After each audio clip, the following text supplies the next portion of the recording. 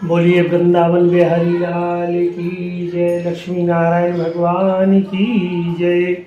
आप सभी का हमारे YouTube चैनल में स्वागत है। प्रभु की कृपा सदैव आप पर बनी रहे। और आज हम आपके लिए लाए हैं कार्तिक मास कृष्ण पक्ष की जो रमा एकादशी है, इसकी पूजन और व्रत कथा कि आपको किस तरह से श्री हरि की आराधन करना है कि लक्ष्मी नारायण की कृपा आप पर बनी रहे, श्री हरि विष्णु की कृपा बनी रहे, आपकी सब मनोकामना सिद्ध हो। तो आपको जैसा कि मालूम है कि 9 तारीख को 9 नवंबर को गुरुवार के दिन एकादशी है। आरंभ तो यह आज से है, लेकिन उदय तिथि के अनुकूल 9 तारीख को आपको यह एकादशी व्रत धारण करना है। प्रातःकालीन बेला में स्नान करने के पश्चात साफ स्वच्छ वस्त्र धारण कर हाथ में थोड़ा सा जल पुष्प लेकर श्री हरि का ध्यान करते हुए आपको संकल्प करना है कि आज मैं पूरे मन भाव से मनसाह वचनाह कर्मः एकादशी व्रत को धारण कर रहा हूँ या कर रही हूँ।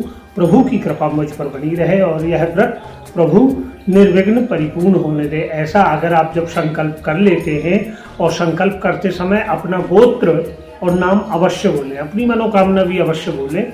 ठीक यह उसी तरह होता है जैसे कहीं किसी स्थान पर आपको जाना है तो उस स्थान की आप जाने का आपका स्थान निश्चित होता है, तब तो आप बस में या रेल में सफ़र कर पाओगे। अगर आपको मालूम ही नहीं होगा तो आप पहुंचोगे कहाँ। तो इसीलिए प्रत्येक पूजन का विधान यही आता है कि आपको संकल्प अवश्य करना है। तो आपको संकल्प करके श्री हरि कान्हा जी की आपको सेवा करना है। विष्णु भगवान, लक्ष्मी नारायण भगवान या लड्डू गोपाल जो हों आपके यहाँ, उनका दूध से, गंगा जल, नर्मदा जल से स्नान और पंचामृत से स्नान, चंदन, कुमकुम, तुलसी दल, तुलसी मंजरी, पंचामृत, पंचमेवा, जो नैवेद्य भोग आप इच्छा अनुसार जो आपके सामर्थ्य के अनुकूल संभव हो वह प्रभु को अर्पण कर धूप दीप उनकी आरती करें और कथा अवश्य श्रवण करें। अगर आप व्रत धारण नहीं भी कर रहे हो तो भी व्रत की अगर आप कथा श्रवण करते हैं तो इसका भी बड़ा फल है। धर्मराज युधिष्ठिर कहने लगे कि हे भगवान, हे मधुसूदन, आप मुझे कार्तिक मास के कृष्ण पक्ष की एकादशी की कथा सुनाएं।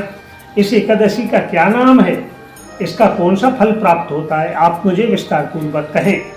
धर्मराज युधिष्ठिर की बातों को सुनकर श्री कृष्ण जी महाराज कहने लगे, हे राजन, कार्तिक मास के कृष्ण पक्ष की एकादशी का नाम रमा एकादशी है और इसके व्रत को धारण करने से, कथा श्रवण करने से मनुष्य के जीव आत्मा के समस्त पाप भस्मीभूत होकर नष्ट हो जाते हैं। इसकी कथा बड़ी दिव्य है, इसे तुम ध्यानपूर्वक श्रवण करो। प्राचीन काल में मुचकुंद नामक एक राजा राज किया करते थे। उनके इंद्र, वरुण, कुबेर, विभीषण आदि मित्र थे। वह सत्यवादी तथा विष्णु जी के भक्त थे। उनका राज बिल्कुल निष्कंटक था, किसी भी प्रकार की वहाँ कोई दुख तकलीफ नहीं थी।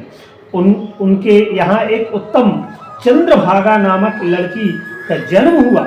उसने उस लड़की का विवाह राजा चंद्रसेन के पुत्र शोभन के साथ किया। एक समय जब वह अपनी ससुराल में थी, एकादशी पड़ी। चंद्रभागा सोचने लगी कि अब एकादशी समीप ही आई है, परंतु मेरे जो पति हैं वह आश्वस्त हैं और कमजोर भी हैं, वह इस व्रत को कैसे कर पाएंगे।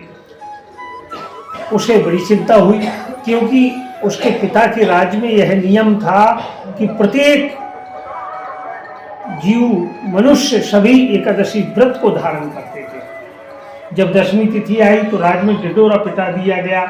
उसको सुनकर शोभन अपनी पत्नी के पास गया और बोला कि हे प्रिय, तुम मुझे कुछ उपाय बतलाओ, क्योंकि मेरा स्वास्थ्य भी खराब है और ऐसे में मैं बिना भोजन के कैसे रह पाऊंगा, क्योंकि व्रत अगर मैं करूंगा तो अवश्य ही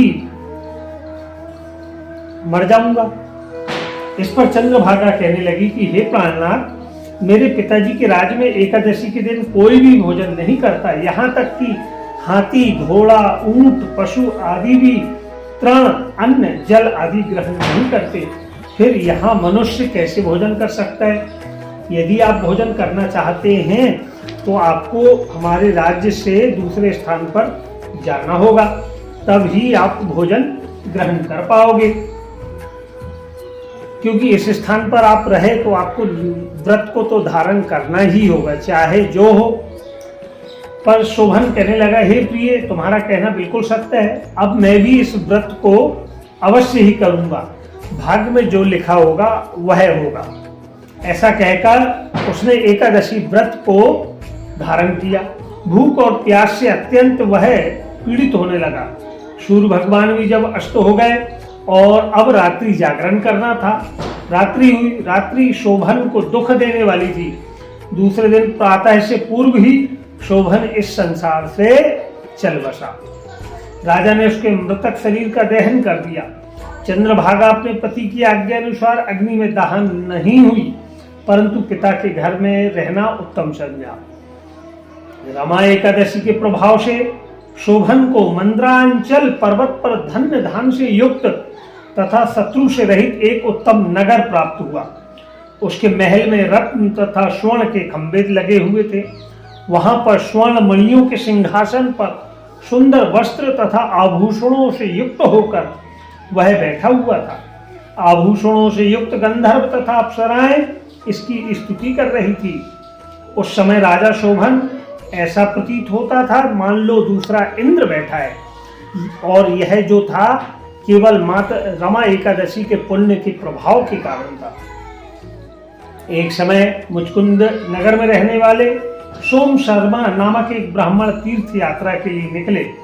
उन्होंने घूमते घूमते देखा, वह ब्राह्मण उनको अपने राजा का जमाई जानकर उनके निकट गया।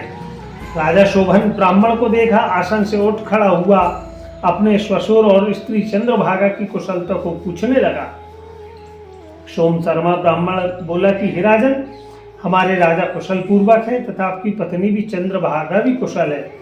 अब आप अपना वृत्तांत बतलाएं। मुझे यह बड़ा आश्चर्य हुआ, ऐसा विचित्र और सुंदर नगर जिसको ना तो मैंने कभी सुना था ना ही कभी मैंने देखा है, आपको किस प्रकार प्राप्त हुआ? शोभन कहने लगा, हे देव, यह सब कार्तिक मास के कृष्ण पक्ष की रमा एकादशी का ही प्रभाव है।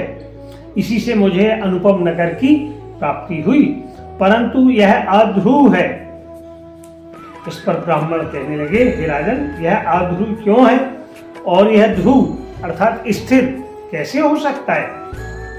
सो आप मुझे समझाएं, मैं आपके कहे अनुसार ही करूंगा। आप इसको बिल्कुल झूठ ना समझे। ब्राह्मण को शोभन कहते हैं कि हे देव, मैंने अश्रद्धा पूर्वक, मतलब उसके मन में भाव नहीं थे, लेकिन अपनी पत्नी और अपने ससुर के राज्य के नियम के कारण उसने एकादशी व्रत को धारण किया था। मैंने अश्रद्धा पूर्वक व्रत किया और उसके प्रभाव से मुझे यह नगर तो प्राप्त हुआ, लेकिन मैं इसे अध्रुव मानता हूँ। यदि आप इस वृत्तांत को राजा मुचकुंद की पुत्री चंद्रभागा से कहोगे तो वह इसको ध्रुव बना सकती अर्थात स्थिर कर सकती है।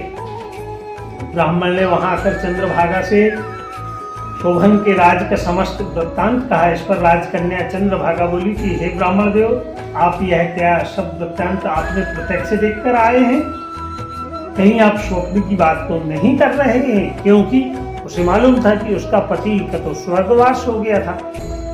इस पर ब्राह्मण बोला कि हे पुत्री, मैंने तेरे पति शोभन तथा उसके नगर को प्रत्यक्ष देखा है, परंतु वह नगर अध्रुव है। तू कोई ऐसा उपाय कर जिससे वह ध्रुव हो जाए। इस पर चंद्रभागा कहने लगी कि हे महाराज, आप मुझे उस नगर में ले चलिए। मैं अपने पति को देखना चाहती हूँ। मैं अपने व्रत के प्रभाव से उस नगर को ध्रुव बना दूंगी अर्थात उसे स्थिर कर दूंगी। चंद्रभागा के वचनों को सुनकर ब्राह्मण उसको मंद्रांचल पर्वत के पास वामदेव के आश्रम को ले गए। वामदेव ने उनकी कथा को सुनकर चंद्रभागा का मंत्रों से अभिषेक किया और चंद्रभागा मंत्रों तथा व्रत के प्रभाव से दिव्य देह को धारण करके अपने पति के पास चली गई। शोभन ने अपनी स्त्री चंद्रभागा को देखकर प्रसन्न हुआ और उसे वामांग में बैठाया। चंद्रभागा कहने लगी कि हे प्राणनाथ, अब आप मेरे पुण्य को सुनिए। अब मैं अपने पिता के गृह में जब 8 वर्ष की थी तभी से साविधि में एकादशी व्रत को करने लगी हूँ। उन्हीं व्रत के प्रभाव से आपका यह नगर ध्रुव हो जाएगा, स्थिर हो जाएगा। और समस्त कर्मों से युक्त होकर प्रलय के अंत तक रहेगा। चंद्रभागा दिव्य रूप धारण करके तथा दिव्य वस्त्र अलंकारों से सजकर अपने पति के साथ आनंद पूर्वक रहने लगी। और हे राजन, रमा एकादशी का महत्तम के कारण और उस शोभन का राज भी ध्रुव हो गया। और इस एकादशी व्रत की जो कथा मनुष्य श्रवण करता है, इस एकादशी व्रत को जो धारण करता है, उसको समस्त पाप उसके नष्ट हो जाते हैं। ब्रह्म हत्या आदि के भी पाप नष्ट हो जाते हैं। जो मनुष्य रमा एकादशी का महत्तम सुनते हैं वह भी अंत समय में विष्णु लोक को जाते हैं। बोलिए वृंदावन बिहारी लाल की जय, एकादशी महारानी की जय। आपने यह एकादशी व्रत की बड़ी दिव्य कथा श्रवण करी और कार्तिक मास में श्री हरि की आराधन आप अवश्य करें, जिससे माता महालक्ष्मी की कृपा आप पर अवश्य बनी रहे। और यह कथा आप अपने और भी परिवारजन इष्ट मित्रों तक अवश्य भेजें। और आपने हमारे इस चैनल को अगर सब्सक्राइब किया है तो आपको कोटिशा धन्यवाद। प्रभु की कृपा आप पर सदैव बनी रहे। और आपसे हमारा आग्रह है कि आप हमारे इस चैनल को सब्सक्राइब करें और हमारी कोशिश है कि अधिकतम आप तक हम सही जानकारी भेज पाएँ। बोलिए वृंदावन बिहारी लाल की जय।